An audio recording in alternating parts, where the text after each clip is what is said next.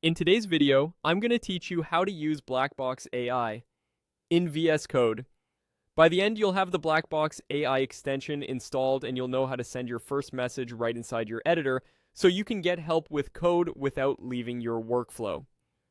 First, open Visual Studio Code on your computer. Any recent version will work and you'll want an internet connection since we're grabbing an extension from the marketplace. On the left side of VS Code, look for the extensions icon in the activity bar. It looks like a building block made of squares. Click it to open the extensions view, which is where you can discover and manage add-ons that enhance VS Code. In the search bar at the top of the extensions view, type Blackbox AI.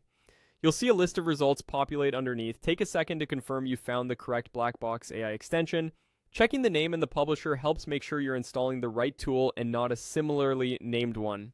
Once you've located it, click the Install button. VS Code will begin downloading the extension.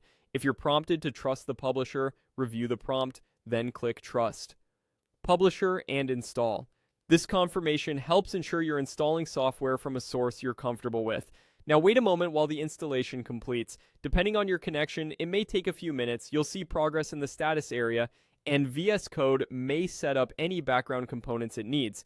If the editor suggests any on-screen actions, like enabling features, just follow along. When the install finishes, you'll notice a new black box item on the left sidebar. Open it to bring up the black box panel. This is your chat space where you can ask for help with code, explanations, or suggestions. In the message box, type what you need, anything from explain this function to generate a Python example that reads a CSV.